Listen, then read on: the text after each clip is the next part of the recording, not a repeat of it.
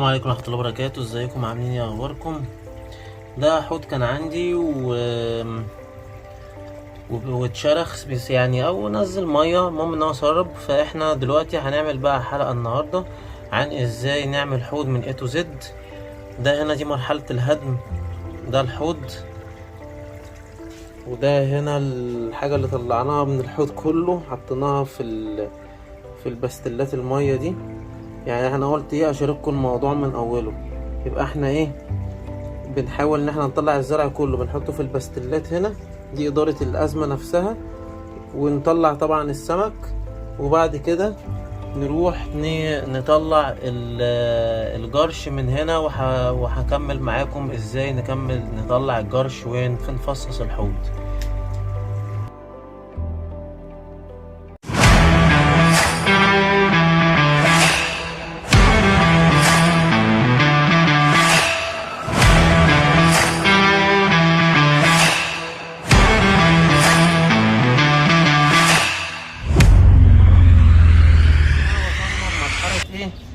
التنظيف طبعا احنا كل ده بنحاول نوضح ان الحوض عندي كان بيسرب ميه وانا فككته كذا حته عشان خاطر طبعا السيليكون بتاعه كان قديم جدا، والحوض ده تقريبا داخل في بقاله اكتر من 14 سنه، اسف من 2014 او 2015، ان هو ما السيليكون بتاعه عليه وان هو عايش بيه زي ما هو. فطبعا السيليكون قدم والسيليكون فكك، ففككنا دلوقتي الحوض وهنبتدي نوريكم الحوض ده هيبتدي يتركب ازاي وهيتعمل ازاي وهيتبنى ازاي، وان شاء الله هنقدم محتوى كويس تستفادوا منه. تابعونا ان شاء الله ورب المحتوى يعجبكم. دلوقتي الادوات اللي احنا محتاجينها، عايزين قطر زي ده، وعايزين فرشة، وعايزين سلكة مواعين عشان خاطر احنا لازم نشيل السيليكون القديم، وبعد كده عشان خاطر التلزيق يبقى كويس عليه. فانا هوريكم دلوقتي احنا هننضف ازاي. يلا بينا. ده القطر، في انواع قطر كتير جدا. انا ارشح ان انت تجيب القطر اللي بايد حديد، بلاش اللي بايد بلاستيك، عشان قبل كده قطع لي ايدي. فهاتوا القطر الحديد، هو مش عارف، هو تقريبا فرق 10 جنيه، ده ب 15 وده 25 جنيه يعني. فهنجيب مثلا حته الازاز كده اهو، وهنيجي نكحت السيليكون كده اهو، نطلع السيليكون واحده واحده اهو، ونيجي عند الجناب من هنا نشيل برضو السيليكون. اي سيليكون هيبتدي يتشال بالمنظر ده.